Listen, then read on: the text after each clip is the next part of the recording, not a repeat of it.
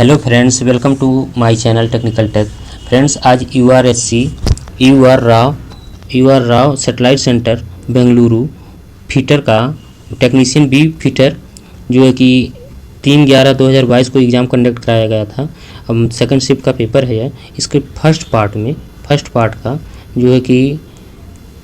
का 40 question solve कर चुके थे हम लोग, और सेकंड पार्ट में जो है कि 20 क्वेश्चन रह गए थे जिसको हम लोग आज सॉल्व करेंगे। तो पिछले वीडियो में हम लोग 1 से 40 तक सॉल्व कर चुके थे। अब चलते हैं सेकंड पार्ट पे, क्वेश्चन नंबर 1 पे। तो यहाँ क्वेश्चन नंबर सेकंड पार्ट का यहाँ दिखाया गया है कि क्वेश्चन नंबर 1 में कि पूछा जा रहा है निम्नलिखित में से कौन सी अभाज्य संख्या है। तो इसमें ए ऑप्शन में दिया गया 20, बी ऑप्शन में दिया गया 17, सी में 4 और डी में 10। तो अभाज्य संख्या कौन सी संख्या अभाज्य है? तो भाज्य संख्या कौन सी होती है? जो 1 से बड़ी हो वे संख्या जिनका गुणनखंड 2 से अधिक हो। तो 2 से अधिक गुणनखंड जो होती है वह जो है कि इसमें भी 2 से अधिक गुणनखंड है, 20 में भी, 10 में भी और 4 में भी। ठीक, तो जो 17 है यह अभाज्य संख्या है। ये कैसे? तो अभाज्य संख्या की परिभाषा है 1 से बड़ी वे संख्याएं जिनका गुणनखंड केवल और केवल 2 हो। तो एक वह खुद ब खुद हो गई 17 का, और वह 17 संख्या खुद ब खुद हो गई। ठीक, तो ये 2 गुणनखंड हो रहे हैं, तो यह अभाज्य संख्या है। तो यह जो है कि इसमें ऑप्शन नंबर बी जो है सही है, 17। ठीक, अब नेक्स्ट क्वेश्चन पे चलते हैं। नेक्स्ट क्वेश्चन में पूछा जा रहा है कि क्वेश्चन नंबर 2 में कि π/4 रेडियन को डिग्री में बदलें। ठीक, तो π/4 रेडियन को डिग्री में कैसे बदला जाता है? तो एक π/4 रेडियन को डिग्री में बदलें। How much degree? ठीक, रेडियन को डिग्री में कैसे बदलेंगे? तो पाई रेडियन बराबर होता है 180 डिग्री। ठीक, 180 डिग्री। तो एक रेडियन बराबर होता है 180 डिग्री बटे पाई। ठीक, 180 बटे पाई। तो यहाँ पूछा जा रहा है पाई रेडियन बटे 4 पूछा जा रहा है। तो इसमें जो गुणा कर देंगे हम, तो यहाँ पाई रेडियन से गुणा कर देंगे π/4 से 180 डिग्री बटे पाई में। तो इसमें पाई से कट जाएगा और 4 से 180 कट जाएगा, तो यहाँ आ जाएगा कितना? 45 डिग्री। ठीक, तो इसका आंसर कितना आ जाएगा? 45 डिग्री, 45 डिग्री। तो इसमें ऑप्शन नंबर कौन सा 45 आ रहा है? किसमें? B option number. तो बी ऑप्शन नंबर सही है। ठीक, तो अब नेक्स्ट क्वेश्चन चलते हैं, क्वेश्चन नंबर 3 पे। क्वेश्चन नंबर 3 पे पूछा जा रहा है कि नाइट्राइडिंग ... प्रक्रिया है। तो नाइट्राइडिंग किसकी प्रक्रिया है? ठीक, तो नाइट्राइडिंग जो है कि जैसा कि हम लोग पढ़े हैं कि नाइट्राइडिंग जो है कि केस हार्डिंग प्रक्रिया है। तो केस हार्डिंग किसे कहते हैं? इस विधि में माइल्ड स्टील और लो कार्बन स्टील के बने पुर्जों को घिसने से बचाने के लिए उनकी बाहरी सतह को कठोर किया जाता है। तो उसे जो है कि उस क्रिया को क्या कहते हैं? केस हार्डिंग के अंतर्गत 5 विधियां आती हैं। कौन कौन सी आती हैं? नंबर 1 आती है केस कार्बोराइजिंग। ठीक, कार्बोराइजिंग। और नंबर 2 जो आती है वो कौन सी आती है? नाइट्राइडिंग। ठीक, नाइट्राइडिंग। ठीक, और नंबर 3 कौन सी आती है? नंबर 3 आती है साइनाइडिंग। और नंबर 4 कौन सा आता है? नंबर 4 आता है फ्लेम हार्डनिंग। ठीक, फ्लेम हार्डनिंग। ठीक, और नंबर 5 कौन सा आता है? Induction hardening. कौन सा? Induction hardening. ठीक, इंडक्शन हार्डनिंग। तो इसमें जो कि नाइट्राइडिंग किसकी प्रक्रिया है? तो केस हार्डनिंग कितनी विधियाँ? 5 विधियाँ हैं। ये पूछा जाता है क्वेश्चन, जो कि बहुत इंपॉर्टेंट क्वेश्चन है। जो केस हार्डनिंग की 5 विधियाँ हैं, तो कौन कौन सी? केस कार्बोराइजिंग, सेकंड नाइट्राइडिंग, तृतीय पे, थर्ड पे दिया गया साइनाइडिंग, फोर्थ पे दिया गया फ्लेम हार्डनिंग, पांचवें पे दिया गया इंडक्शन हार्डनिंग। ठीक, इंडक्शन हार्डनिंग यहाँ पर। तो इसमें से देखिए इसमें कौन सी ये नाइट्राइडिंग किसकी प्रक्रिया है, यह जो है कि केस हार्डनिंग प्रक्रिया है, डी नंबर सही है। और यहाँ टेम्परिंग जो होती है यह किसका है प्रक्रिया, जो टेम्परिंग जो होती है यह जो है कि हीट ट्रीटमेंट की विधियाँ जो होती हैं अनिलिंग है। ठीक, इसकी जो है कि 5 विधियाँ होती हैं, 4 विधियाँ होती हैं, 5 नहीं 4। एक होती अनिलिंग होती है, और टेम्परिंग होती है, हार्डनिंग होती है, और जो है कि ठंडा करना, कूलिंग करना। तो ये सब किसकी विधियाँ, हीट ट्रीटमेंट की विधियाँ। और नाइट्राइडिंग किसकी विधियाँ, केस हार्डनिंग की विधियाँ हैं। इसमें डी ऑप्शन सही है आपका। ठीक, अब नेक्स्ट क्वेश्चन पे चलते हैं। क्वेश्चन नंबर 4 में पूछा जा रहा है कि एक बाइक की लागत मूल्य ₹25,000 है। ठीक, और विक्रेता को बाइक की लागत मूल्य पर 6% लाभ मिला, बाइक की विक्रय मूल्य का पता लगाएं। ठीक, तो इसमें जो है कि कैसे पता लगाएंगे हम, तो इसमें 25,000 एक जो है कि बाइक की लागत मूल्य है, इसका 6% लाभ मिल रहा है विक्रेता को। तो टोटल जोड़ेंगे तो हम कैसे निकालेंगे इसको, तो इसको निकालेंगे 25,000 गुणे 6% लाभ हो रहा है, तो ऊपर जो है कि 100 में 6 प्लस कर देंगे, नीचे 100। ठीक, 6% हो गया। अब इसमें 0 0 से कट जाएगा और इसके बराबर आ जाएगा 25,250 गुणे 106। ठीक, 106 गुणे कर देंगे तो फिर ये कितना आ जाएगा, 26,500 आ जाएगा। तो 26,500 किस में दिया गया है, ऑप्शन नंबर डी सही है।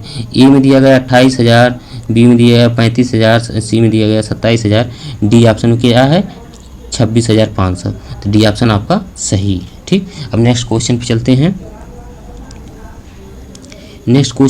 हैं। इसमें क्या पूछा जा रहा है कि एक दीर्घवृत्त का क्षेत्रफल का पता करें यदि उसकी प्रमुख और छोटी धुरी क्रमशः 10 सेंटीमीटर और 6 सेंटीमीटर हो। यह दीर्घवृत्त का कैसे पता करेंगे आप, तो दीर्घवृत्त कैसा होता है, ऐसे होता है, ऐसे करके और ऐसे करके ऐसे होता है। ठीक, इसमें जो होता है यह यहाँ से यहाँ तक ए होता है, ए स्मॉल ए, और यहाँ से यहाँ तक इसकी क्या होता है, यह इसमें स्मॉल बी होता है, इसमें ए होता है। ठीक, तो इसमें ए क्या है, ए बराबर होता है कि अर्ध, ए बराबर यहाँ पर लिख दे रहे हैं अर्ध दीर्घवृत्त। ठीक, दीर्घ अक्ष, वृत्त नहीं सॉरी, दीर्घ अक्ष होता है। ठीक, और बी बराबर क्या होता है, तो बी बराबर होता है अर्ध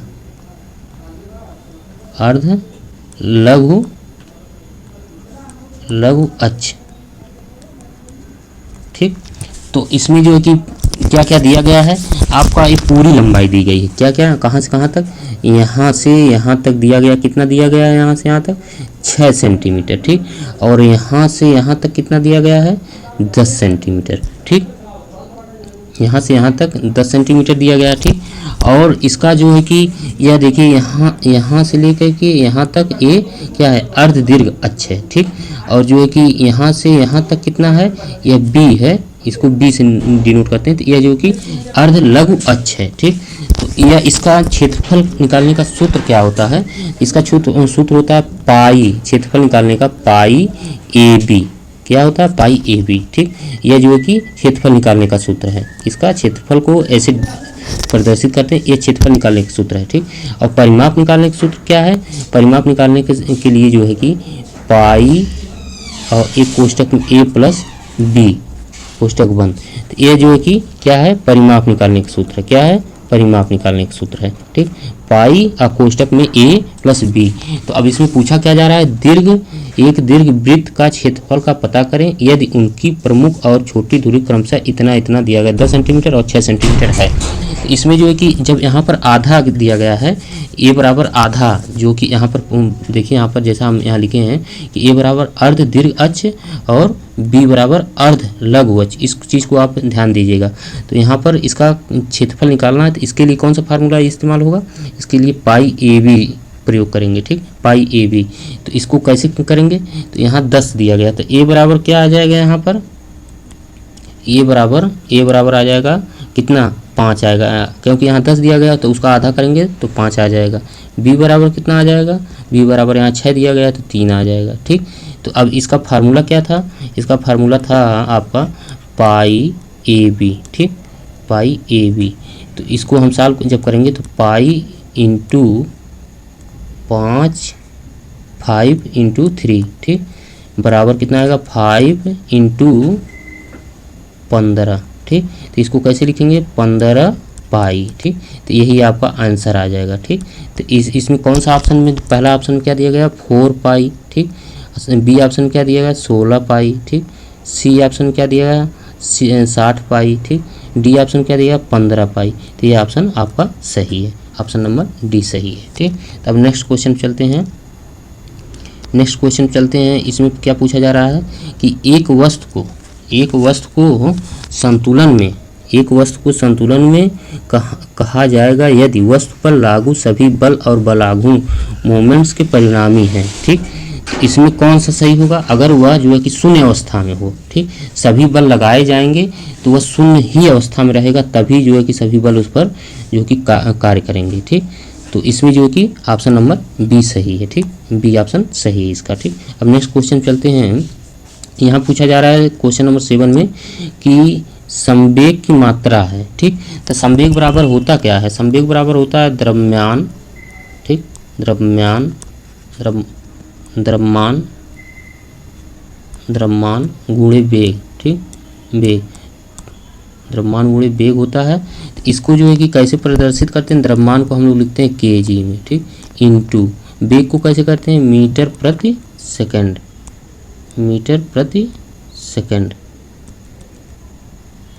यहाँ इंटू फिर मीटर प्रति सेकंड। ठीक, तो इसमें ऑप्शन नंबर कौन सा है, या इसमें मैच कर रहा है, तो ऑप्शन नंबर ए जो है कि मैच कर रहा है, सही है। बी में न्यूटन इंटू मीटर प्रति सेकंड दिया गया, एक गलत है।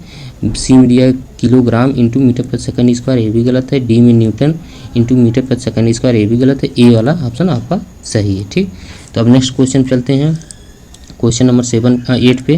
तो 8 पे क्या पूछा जा रहा है कि कार जिसके पहिए का व्यास 300 mm है। ठीक, और जो 60 RPM की गति से घूम रहा है उसके परिधि गति का पता करें।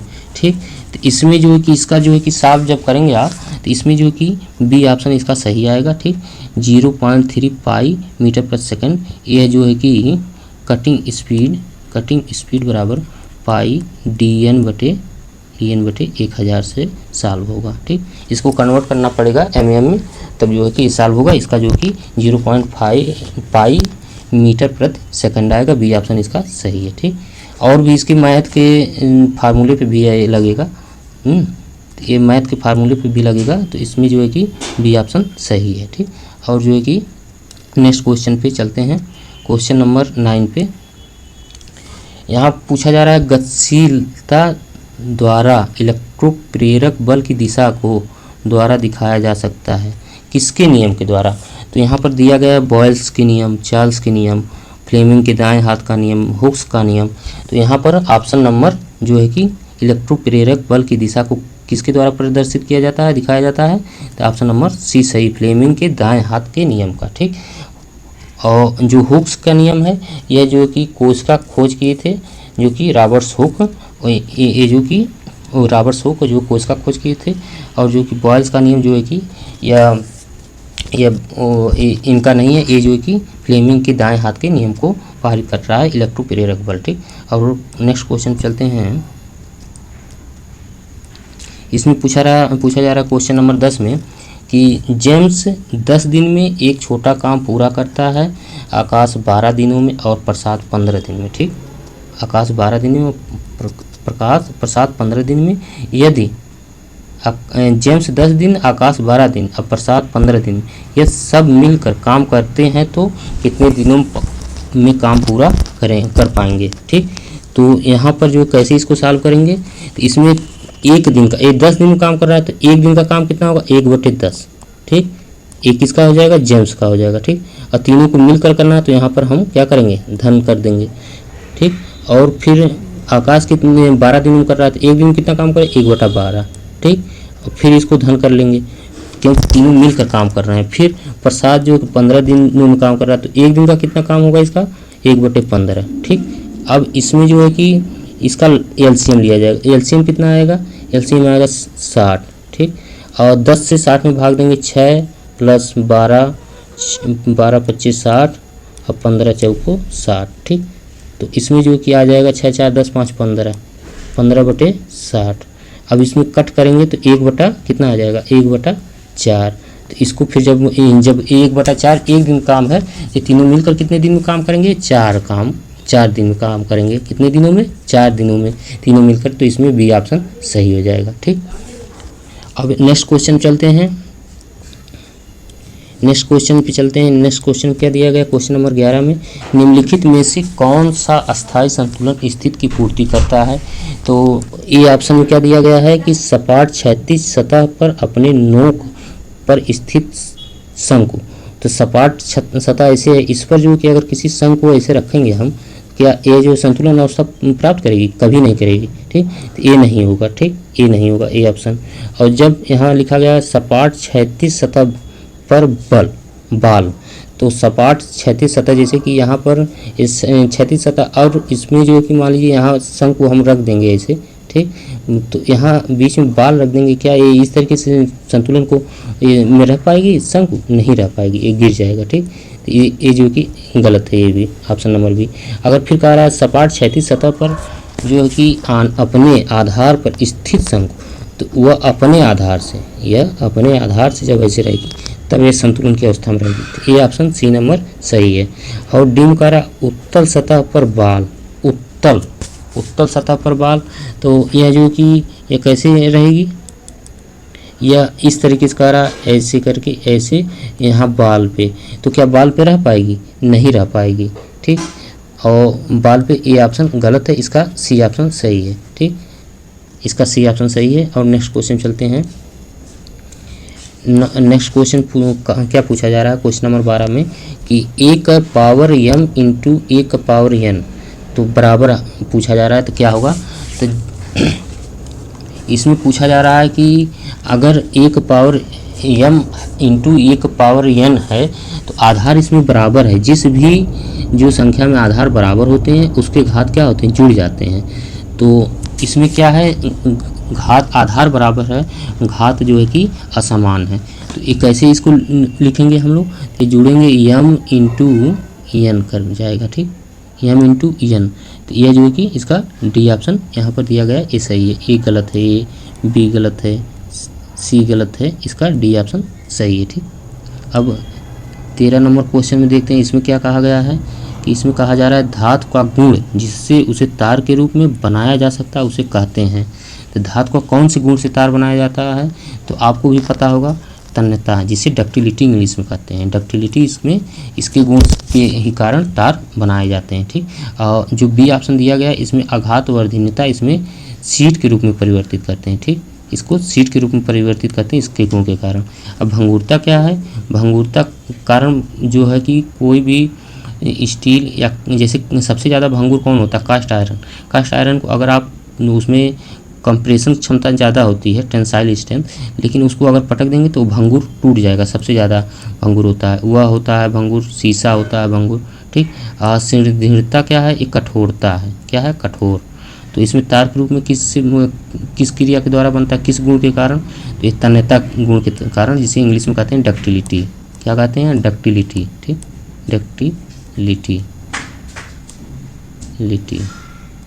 डक्टिलिटी कहते हैं। तो यह जो है कि तन्यता गुण के कारण जो है कि तार बनाए जाते हैं। ठीक, अब नेक्स्ट क्वेश्चन चलते हैं। नेक्स्ट क्वेश्चन पे ये पूछा जा रहा है 14 नंबर में कि एक पदार्थ की सूक्ष्म संरचना और भौतिक गुण को द्वारा बदला जाता है। एक कोई भी पदार्थ है उसके सूक्ष्म कण को और भौतिक गुण को कैसे परिवर्तित किया जाता है, तो मिलिंग क्या है, ये मशीन है, इसके द्वारा आप पदार्थ को काट सकते हैं। ठीक, और जो है कि ग्राइंडिंग क्या है, ग्राइंडिंग से आप सतह को चिकना बनाते हैं। ठीक, कोई भी पार्ट को ग्राइंडिंग करके उसमें सरफेस को फिनिश करते हैं। और डी में क्या दिया, टर्निंग, इसमें टेपर टर्निंग करते हैं, टर्निंग क्रिया से टेपर टर्निंग, जो कि दो साइजों को अंतर को ही टेपर कहते हैं। तो ये जो लेथ मशीन पर ऑपरेशन, ये ऑपरेशन है, ये मशीन है, यह जो कि ग्राइंडिंग भी ऑपरेशन ग्राइंडर मशीन से की जाती है। और जो बी ऑप्शन है, यह जो कि हीट ट्रीटमेंट ऊष्मा उपचार इसे कहते हैं। इसके द्वारा किसी भी पदार्थ को सूक्ष्म संरचना और भौतिक गुण के द्वारा बदला जाता है। तो ये बी ऑप्शन इसका सही है। ठीक, और नेक्स्ट क्वेश्चन चलते हैं 15 नंबर क्वेश्चन पे। इसमें कहा पूछा जा रहा है, यदि वर्ग की भुजा x है तो वर्ग के क्षेत्रफल से वर्ग के परिमाप की अनुपात है। तो इसमें x बराबर वर्ग, ठीक, यदि वर्ग की भुजा x है तो वर्ग के क्षेत्रफल के से वर्ग के परिमाप का अनुपात, तो उस वर्ग के ही क्षेत्रफल से वर्ग के परिमाप की अनुपात पूछा जा रहा है। तो x जब वर्ग ऐसे बनाएंगे हम, ठीक, इसमें जो है कि इसकी भुजा x बताया जा रहा है, ठीक, x, ठीक। तो यहाँ पर जब इसका जो क्षेत्रफल निकालेंगे तो इसका x का स्क्वायर हो जाएगा, ठीक, और जब इसका परिमाप निकालेंगे तो इसके बराबर 4x हो जाएगा। तो यह जो है कि जब 4x हो जाएगा तो इसको क्या पूछा जा रहा है, इसमें पूछा जा रहा है कि अनुपात बताइए। तो x का इंटू x, ठीक, अपान 4x, ठीक, कर लेंगे हम। तो यही अनुपात अपान में कोई भी संख्या बटे में लिखी जाती है उसी को अनुपात कहते हैं। तो x से कट जाएगा तो यहाँ क्या बचेगा, x अपान क्या होगा 4। तो इसमें कौन सी संख्या, कौन सा ऑप्शन सही है, x अपान 4, ये ऑप्शन सही है। ठीक, यहाँ देखिए बी ऑप्शन दिया गया 4x, एक गलत है। सी में दिया गया 4, एक गलत है। और डी में दिया गया x स्क्वायर, ए भी गलत है। तो ये ऑप्शन क्या है, सही है। ठीक, अब नेक्स्ट क्वेश्चन चलते हैं।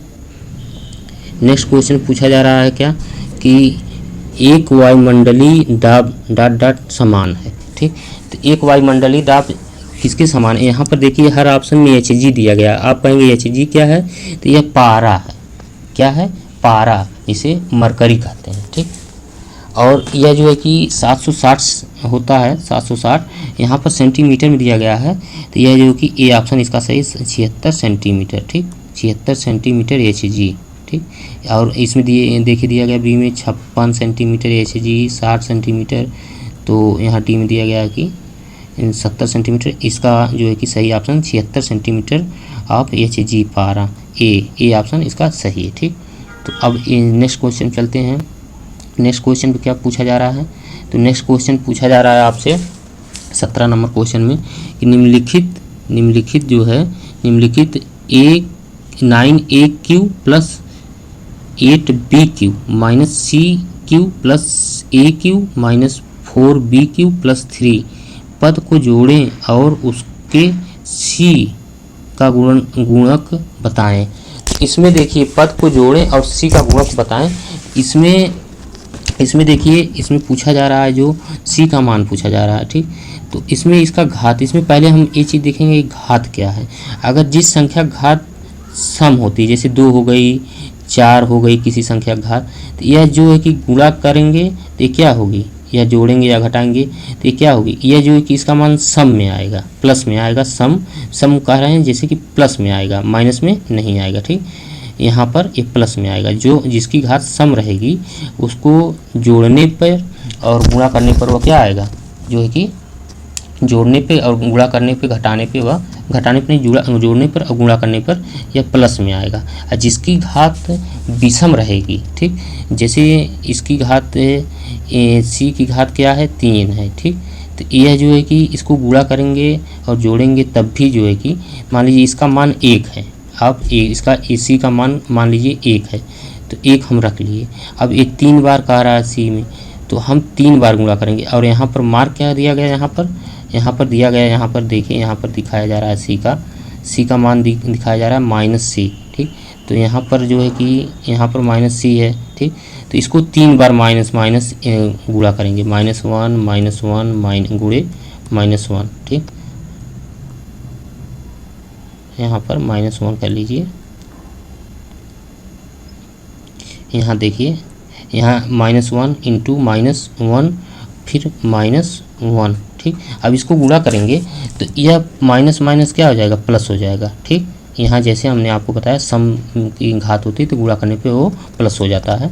तो यहाँ ये प्लस हो जाएगा, तो ये 1 गुणे क्या हो जाएगा, फिर ये 1 बच जाएगा, फिर इसको गुणे करेंगे तो -1 से करेंगे तो फिर क्या आ जाएगा, माइनस प्लस का गुणा क्या होता है, -1 होता है। ठीक, तो यहाँ पर इसको भी आप देख करके अगर सॉल्व करेंगे तो इसमें क्या आएगा, ऑप्शन नंबर ए सही है। इसमें -1 आ रहा है तो इसमें ए ऑप्शन सही है, बी ऑप्शन गलत है। जब यही घात अगर 2 होती, सम में होती, यहाँ 3 के बजाय 2 होता तो यह जो है कि 1 आता था, लेकिन यह यहाँ पर माइनस दिया गया है। ठीक, -q मतलब 3 घात है तो यह जो है कि क्या है, इसमें जो है कि क्या आता आ रहा है, -1 आ रहा है। अगर यही -c का स्क्वायर होता तब यह 1 आता। ठीक, तो यहाँ c में दिया गया 10, ए भी गलत है, डी में दिया गया 3, ए भी गलत है, तो इसका ऑप्शन नंबर ए सही है, ए ऑप्शन सही है, जो कि कौन सा ऑप्शन, ए ऑप्शन -1 सही है। अब नेक्स्ट क्वेश्चन चलते हैं। नेक्स्ट क्वेश्चन पूछा जा रहा है कि 18 नंबर में एक आयत की लंबाई उसकी चौड़ाई से दुगुनी है यदि आयताकार का परिमाप 60 सेंटीमीटर है, उसके क्षेत्रफल का सेंटीमीटर स्क्वायर में पता करें। तो एक आयत है इसे, ठीक, एक आयत है। ठीक, और यह जो है कि यह 2x है, यहाँ पर कहा जा रहा है चौड़ाई से दोगुनी है लंबाई, तो 2x इसको मान रहे हैं, इसको x मान ले रहे हैं। ठीक, तो इसका परिमाप क्या होता है, परिमाप तो अभी आपको बताए हैं कि जब किसी संख्या, किसी भी यहाँ से आप चालू करेंगे, यहाँ से ऐसे चालू करेंगे, घूम करके आएंगे, उसी को परिता कहते हैं, जिसे परिमाप कहते हैं। ठीक, तो ये चारों को जोड़ेंगे तो यहाँ जो है कि x रहेगा, यहाँ 2x, तो यह जो है कि परिमाप अब आएगा, तो इसका आएगा 2। ठीक, क्या आएगा, x, यहाँ पर 2 कॉमन आ जाएगा, 2x, ठीक, 2x प्लस यह x क्या हो जाएगा, यहाँ नहीं, यहाँ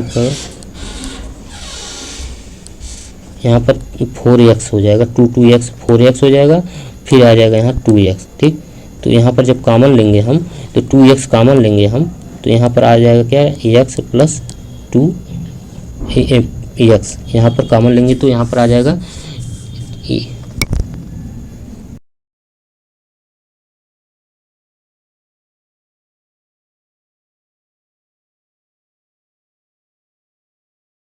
तो यहाँ 2 आ जाएगा, 2x क्वेश्चन बचेगा प्लस x। तो यही चीज़ यहाँ पर क्या दिया गया आपको, यहाँ पूछा जा रहा है यदि आयताकार का परिमाप 60 सेंटीमीटर है, उसके क्षेत्रफल का सेंटीमीटर स्क्वायर में पता करें। तो इसमें जो है कि इसमें क्या पता करना, क्षेत्रफल का परिमाप दिया गया, तो आप परिमाप कैसे निकालेंगे इसमें, तो परिमाप निकालेंगे आप जो है कि 2x प्लस x। ठीक, तो अब जो है कि यहाँ पर बराबर परिमाप 60 सेंटीमीटर की दिया गया है, तो 60 यहाँ लिख लेंगे हम, इसमें 60 बराबर परिमाप है ये, तो 2, ठीक, और यह जो है कि आ जाएगा कितना, 3x। ठीक, और जो है कि यहाँ पर फिर यह जो है कि इसमें गुणा होगा, तो यह 60 बराबर 6x, तो x बराबर कितना हो जाएगा, 10। ठीक, तो x का मान कितना आ गया, 10 आ गया, x का मान x बराबर 10 आ गया। अब इसमें जो है कि यहाँ फिर इसको सॉल्व करेंगे तो क्षेत्रफल क्या होता है, आयत का क्षेत्रफल बराबर होता है लंबाई गुणे चौड़ाई।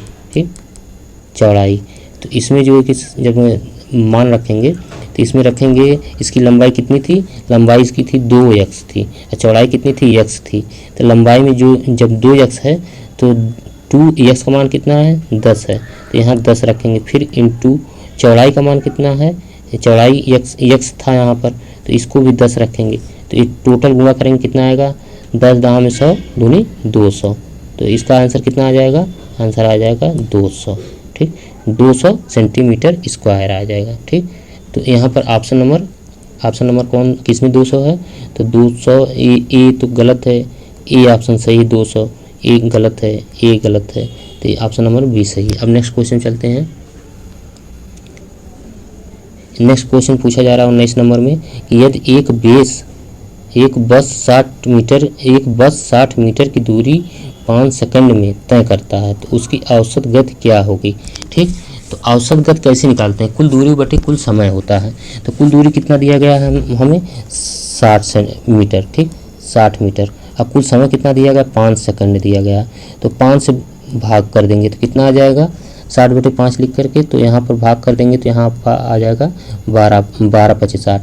अब इसको जब कन्वर्ट करेंगे किलोमीटर प्रति घंटे में दिया गया ऑप्शन, तो किसी में 12 नहीं है, तो इसमें किलोमीटर प्रति घंटे में पूछा जा रहा है। तो किलोमीटर प्रति घंटे में बदलने के लिए हमें सेकंड में दिया गया था ये समय, तो इसको सेकंड को किलोमीटर घंटे में बदलने के लिए 18/5 से गुणा करेंगे। ठीक, तब आपका कितना आ जाएगा 43.2 किलोमीटर प्रति घंटा।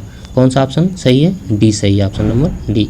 देखिए ए में आया 60.8 किलोमीटर प्रति घंटा, बी में है 36 किलोमीटर प्रति घंटा, सी में 32.4 किलोमीटर प्रति घंटा, तो डी में क्या है 43.2 किलोमीटर प्रति घंटा। इसको जब भाग देंगे, गुणा करेंगे, 12 × 18 करेंगे, 5 से भाग देंगे, 43.2 किलोमीटर प्रति घंटा आएगा आपका। डी ऑप्शन सही है। ठीक, अब नेक्स्ट क्वेश्चन चलते हैं और लास्ट क्वेश्चन है। इसमें पूछा जा रहा है क्या कि इसमें पूछा जा रहा है कि साइन थीटा का मूल्य अधिकतम है जब थीटा बराबर डॉट डॉट के समान है। तो साइन थीटा का मान अधिकतम कब होता है? साइन थीटा का मान कब अधिकतम होता है? साइन थीटा 0 डिग्री का मान जो होता है, साइन थीटा 0 डिग्री का मान जो होता है यह 0 होता है। ठीक, और साइन 30 का मान जो होता है,